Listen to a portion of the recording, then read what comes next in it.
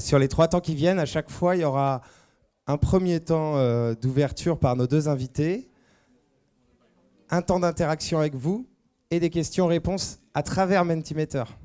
Et c'est à toi, Florence. Ouais. Bonsoir, merci à vous d'être avec nous ce soir sur ce sujet qui nous concerne tous, la vidéoprotection. OL l'a déjà dit, ça va être une table ronde en 3 temps avec 3 axes de discussion et 2 intervenants. Vous aurez le temps effectivement de poser vos questions après chaque temps. Donc vous aurez le temps d'interagir avec nos intervenants. Je vous les présente rapidement. On a avec nous, alors je commence par Thomas Juscam, qui est à côté de moi, journaliste indépendant, auteur de Circuler la ville sous surveillance. Vos sujets de prédilection, vous, c'est les dispositifs de sécurité, de contrôle, de surveillance. Ça tombe bien, c'est un peu le sujet de ce soir. Et vous collaborez notamment avec Le Monde diplomatique, Médiacité et Street Press, entre autres. Et on a avec nous Denis Taledec, merci à vous d'être là, conseiller municipal de la ville de Nantes et élu métropolitain. Alors moi j'ai mis spécialiste des questions de prévention, circulation, sécurité. Vous m'avez dit que vous n'étiez pas spécialiste, mais peut-être que vous avez une présentation. Bon, alors élu, mais un petit peu quand même aguerri. On va commencer alors le temps 1. On va parler effectivement de l'état des lieux aujourd'hui, ce que vous avez vu un peu rapidement avec OL. On va rentrer dedans, c'est l'occasion là, avec nos experts. Temps 2, ce sera demain. Comment on imagine le futur à 5, 10, 15 ans. Et puis le dernier temps, c'est un sujet qui est quand même le cœur, c'est la démocratie. Quelle place le citoyen pourrait avoir dans des instances de contrôle ou en tout cas dans des choix de vidéoprotection, de dispositifs de vidéoprotection et dans le contrôle. Donc temps 1, c'est maintenant. On commence avec vous, Thomas, sur où on en est aujourd'hui en matière de vidéoprotection. On l'a vu sur la métropole nantaise, 330 caméras aujourd'hui. C'est pas Nantes, c'est métropole nantaise, on est bien d'accord. Et il y en aura 500 en 2025. On va voir comment ça se passe ailleurs, pas sur le nombre de caméras, c'est pas le sujet, mais bon, quand même un petit peu. Comment on en est arrivé là et l'efficacité de ces dispositifs de sécurité, comment on l'évalue et puis les enjeux que ça pose, toutes ces nouveaux dispositifs, enfin pas ces nouveaux dispositifs, en tout cas les dispositifs de vidéoprotection, pardon, qui existent aujourd'hui un peu partout dans le monde. Peut-être vous avez une vision très globale.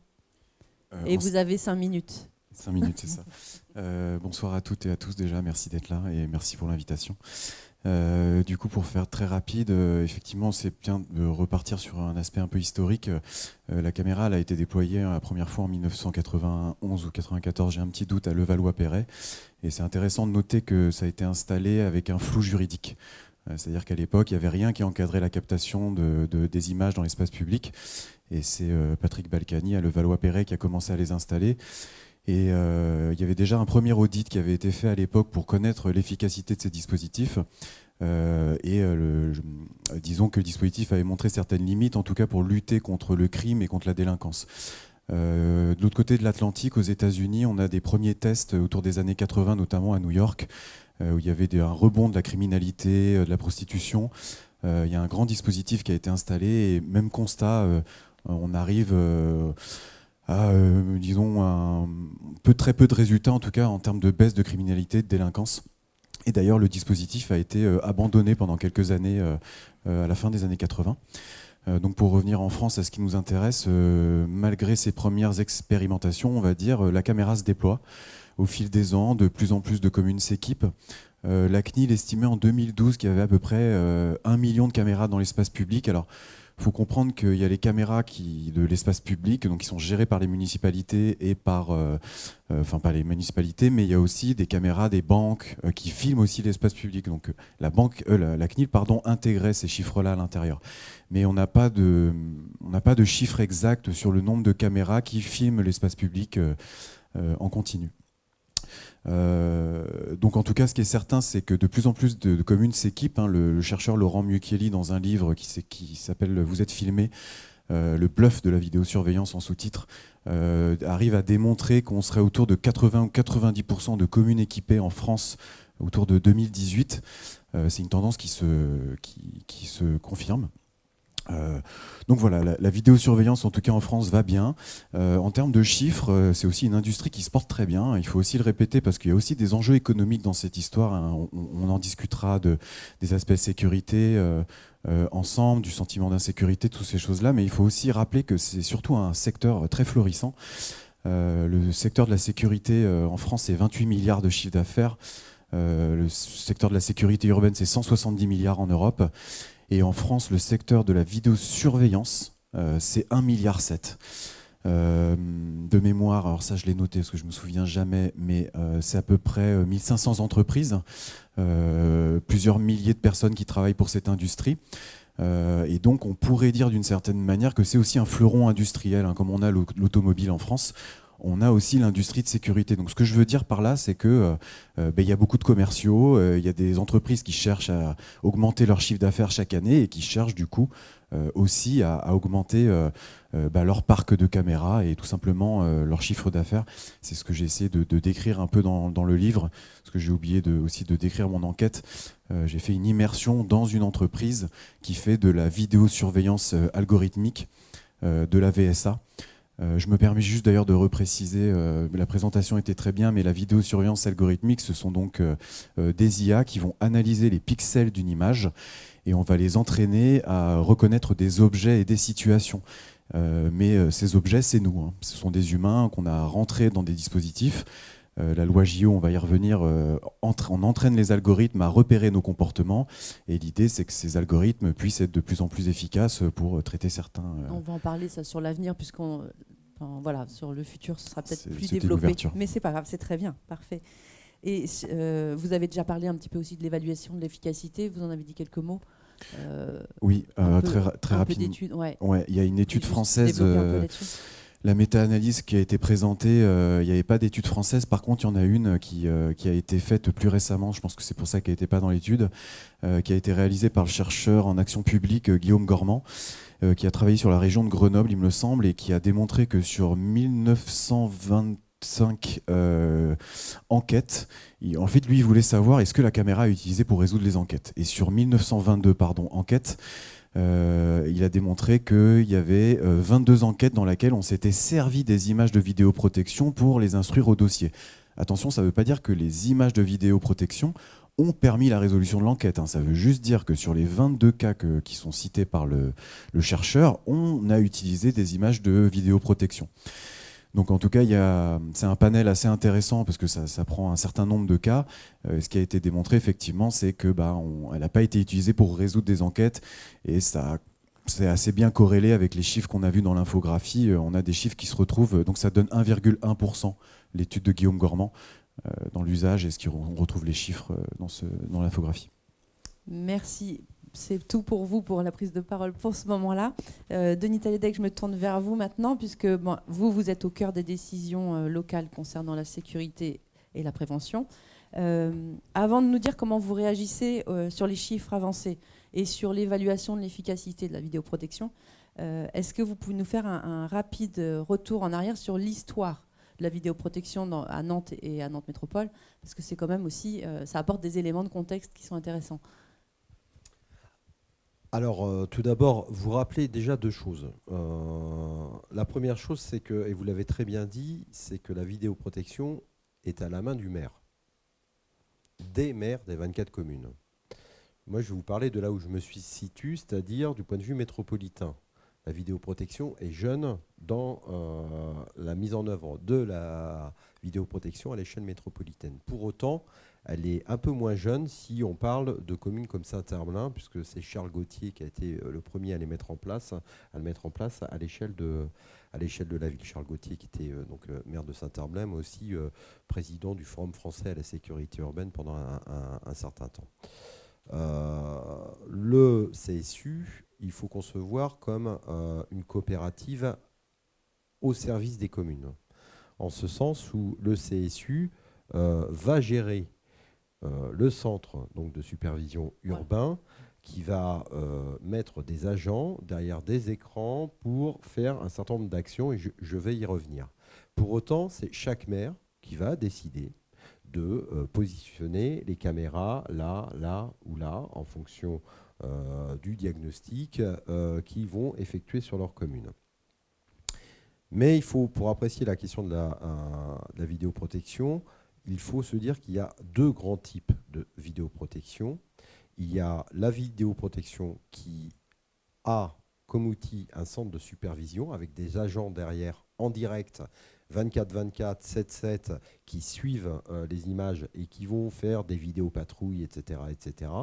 Et puis il y a un deuxième type de vidéoprotection qui est la vidéoprotection plutôt sous l'angle enregistreur, genre la boîte noire d'un avion en fait, qui va enregistrer des images qui ne seront exploitées que lorsque délit constaté ou pas, sur réquisition ou pas par rapport à ça. Mais ça engendre deux types d'actions différentes, puisque on le comprend bien, par exemple, que sur une vidéoprotection enregistreur, ça ne va pas amener à une intervention rapide et directe sur des faits avérés.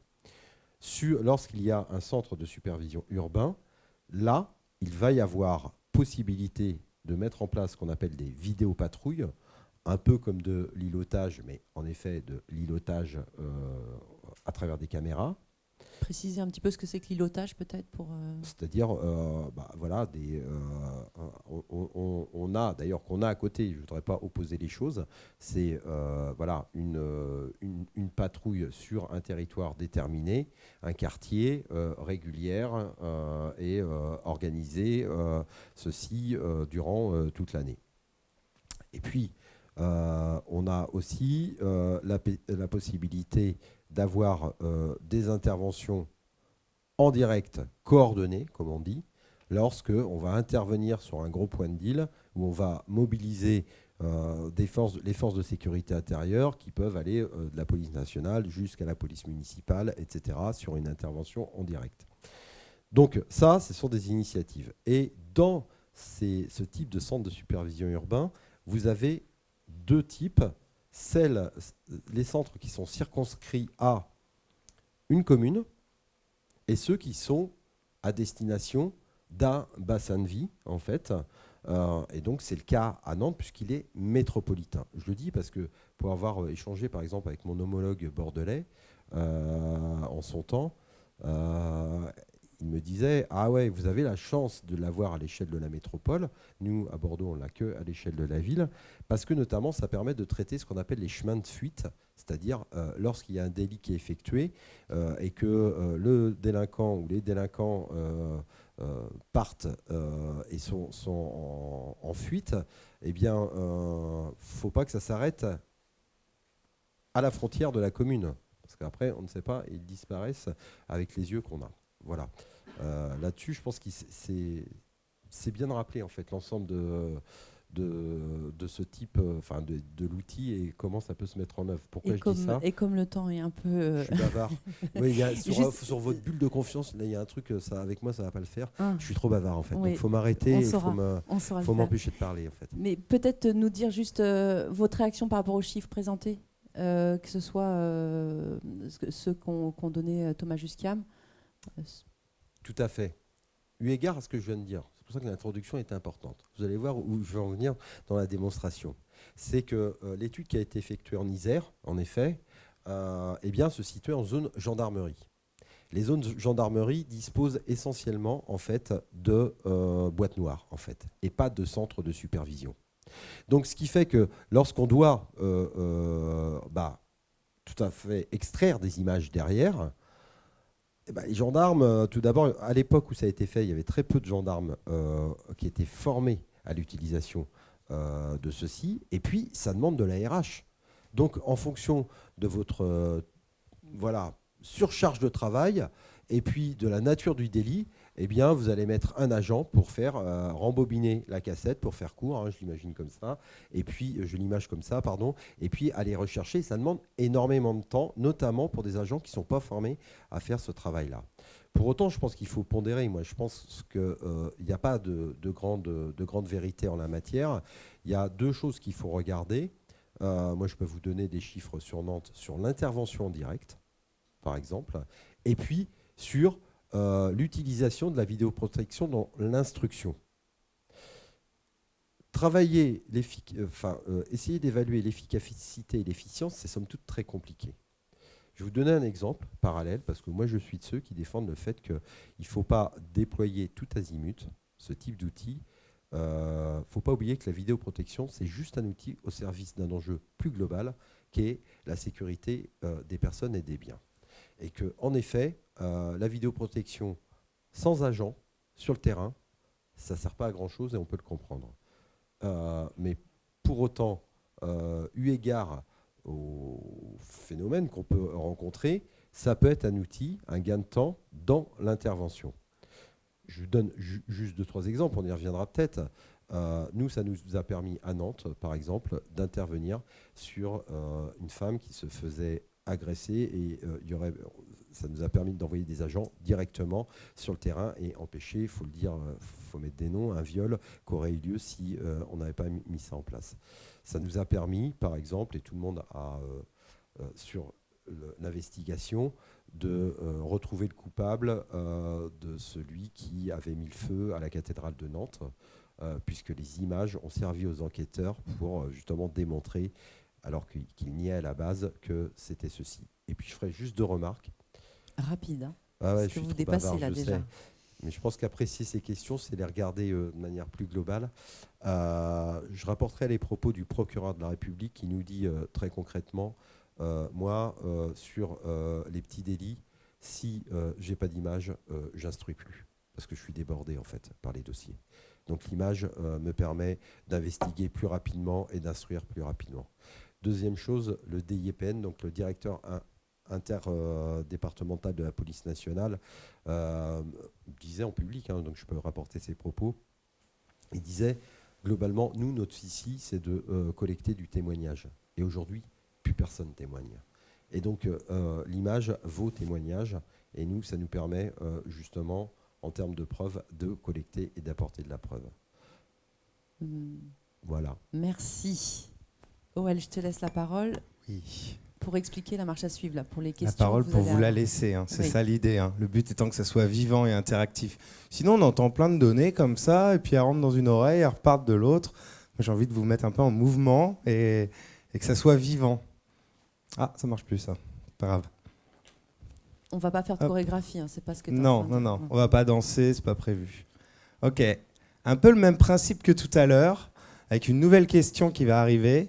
C'est 3 minutes par 2, trouver quelqu'un d'autre, quitte à vous lever, quitte à vous mettre... voilà, s'il faut se lever pour trouver quelqu'un d'autre avec qui échanger, 3 minutes, c'est un temps très court. Et donc ça demande justement cette parole brève qui est difficile, je compatis, moi j'ai le même problème, d'aller à l'essentiel. Ça peut être peut-être 1 minute chacun pour vous dire c'est quoi qui m'a marqué le plus, et d'arriver avec votre binôme à choisir une question que vous voudriez leur poser. C'est à vous. 3 minutes, ça passe vite. Le temps de trouver son binôme, ça serait dommage de perdre du temps. Qu'est-ce que j'ai eu? C'est quoi ces 2 questions que j'ai reçues pour l'instant? Qui a tort? Qui a raison? Sacrée question, pas facile. Et la vidéoprotection est-elle vraiment utile? Pour l'instant, je n'ai recueilli que ces 2 questions-là.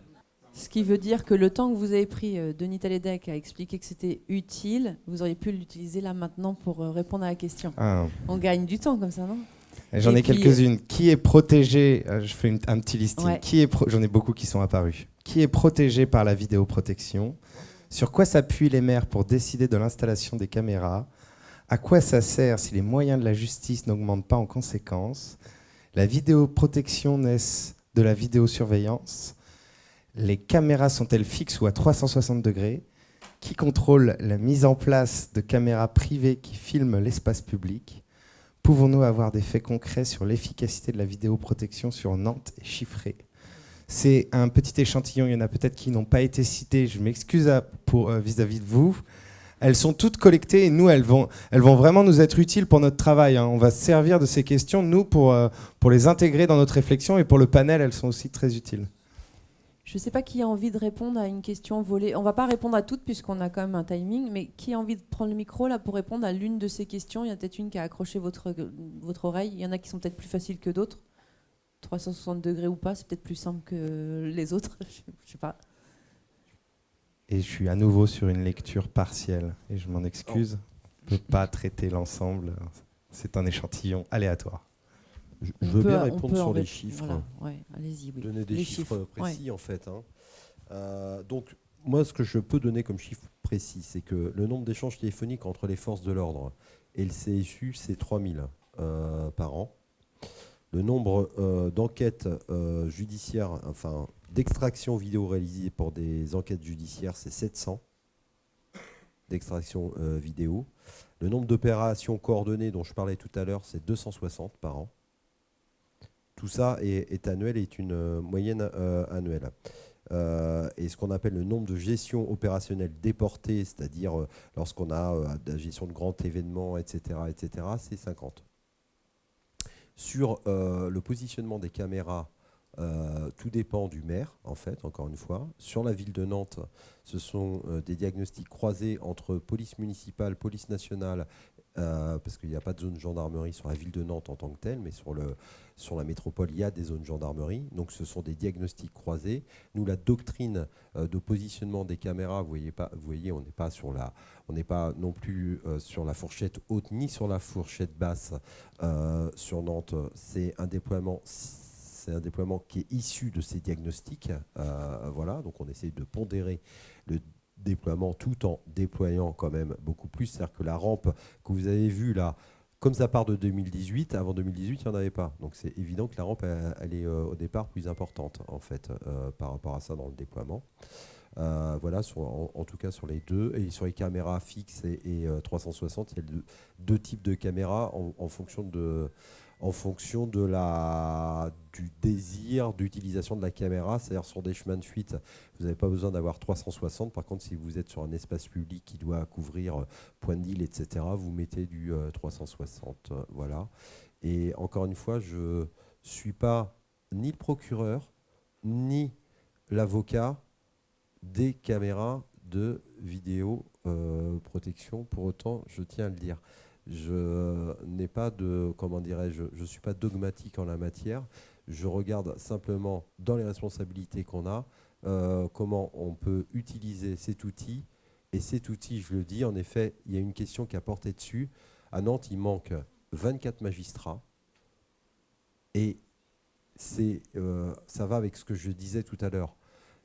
Ça va même avant. Ça va de la prévention de la délinquance jusqu'aux magistrats. Si on ne travaille pas ce continuum de sécurité et qu'on développe juste de la caméra, ça n'a pas de sens. Et en effet, c'est l'ensemble. Donc, ce n'est pas opposer les choses, il faut investir sur l'ensemble du continuum de sécurité, chose qu'on a faite des médiateurs, qu'on a rajouté, éducation spécialisée, etc. Je passe l'ensemble, jusqu'à des policiers municipaux en plus. Et comme je disais, comme je le disais auprès du procureur, bientôt on sera obligé de l'employer parce que vu la charge qui pèse sur les collectivités aujourd'hui, eh bien, on voit bien les difficultés qu'on a à porter l'ensemble malgré tout dans la demande de besoins de ressources humaines en la matière. Thomas, oui, si vous avez une question que vous avez attrapée. Oui, je vais revenir sur l'efficacité, ce qu'elle a été posée, et je pense que ça mérite un peu d'être clarifié. Là, les chiffres qu'on a vus, je crois que c'est ça. Donc, j'avais noté, donc on a 3000 extractions depuis le 2018. Du coup, les images ont été utilisées dans 2,8% des cas. Donc ça nous donne une petite idée. Alors pourquoi elle est inefficace? C'est aussi intéressant de répondre à cette question. Il y a eu énormément de flux qui ont été déployés dans l'espace public pendant des années et on n'a pas forcément mis des personnes derrière pour les surveiller. Il y a les travaux d'un chercheur, Florent Castanigno, pour ne pas le nommer, qui est dans la salle. Je ne montrerai pas du doigt parce que c'est mal élevé. Qui a travaillé sur une thèse et qui a démontré effectivement que c'est un travail d'opérateur de vidéoprotection, d'OVP, qui est difficile. Il gère plusieurs dizaines d'écrans, il y a du séquençage, les gens fatiguent. Et puis surtout, ce qui démontre à la Gare du Nord, c'est qu'il ne se passe pas grand-chose en fait. Et donc d'ailleurs que leur métier ne s'oriente pas d'ailleurs sur des finalités sécuritaires, mais aussi pour de la sécurité incendie, pour d'autres éléments que j'ai malheureusement oubliés. Et on va retrouver aussi certaines problématiques de ce qu'on appelle de masquage, c'est-à-dire que tout bêtement, hein, les caméras deviennent vieillissantes, au-delà des faits qu'il n'y a pas toujours des gens pour les surveiller derrière, je veux dire. Il y a des problèmes de masquage qui viennent se coupler à ça, donc des caméras vieillissantes, du pixel qui n'est pas assez net, le temps aussi, quand il pleut, les images sont moins nettes, la poussière aussi, les caméras qui se décalent. On a aussi des caméras qui sont installées en hiver et au printemps, les fleurs et les arbres poussent et on est masqué en fait. Enfin, il y a plein de petits problèmes comme ça, mais disons que l'argument central, c'est de dire, en tout cas celui des industriels, c'est de dire on a trop de flux et il faut du coup plus de gens derrière, mais plus de gens derrière, vous l'avez dit, ça coûte très cher. Je le rappelle, à Nantes, on a du coup 5 millions pour la construction du CSU et 660 000 euros par an. Donc ça a un coût qui est important, donc avec les niveaux d'efficacité qu'on discute là maintenant. Et surtout, c'est aussi une passation pour le sujet d'après, mais c'est comme ça que la vidéosurveillance algorithmique arrive. C'est depuis 1994, on met plein de caméras, donc moi ce que j'appelle du technosolutionnisme, c'est-à-dire on a du crime, on a de la délinquance, mettons des technologies qui surveillent l'espace public. On se rend compte que c'est globalement inefficace. Du coup aujourd'hui, en fait, on en a mis trop, pas assez de gens pour surveiller. Et bien il y a l'IA avec la vision par ordinateur, le deep learning qui arrive. Et bien ce problème va être réglé par la détection automatique de comportement que propose la VSA. Encore une surcouche de technologie, mais on va en parler juste après. Justement, je propose. C'était alors vraiment, ouais, sur les chiffres, mais après très rapidement. Juste sur les chiffres, je ne sais pas d'où sort le 2.3, 2.8 là. 2.5, voilà. Même le 2.5, je ne sais pas d'où il sort. Les sources sont sur le document, mais. Oui, mais du document, je ne connais pas la source parce que nous, on ne l'a pas à l'échelle de la métro. Donc, je suis preneur, le cas échéant. Et puis, la question de l'efficacité et de l'efficience est somme toute très compliquée. Est-ce qu'un agent de police il est efficace ou pas efficace? Comment on juge ça?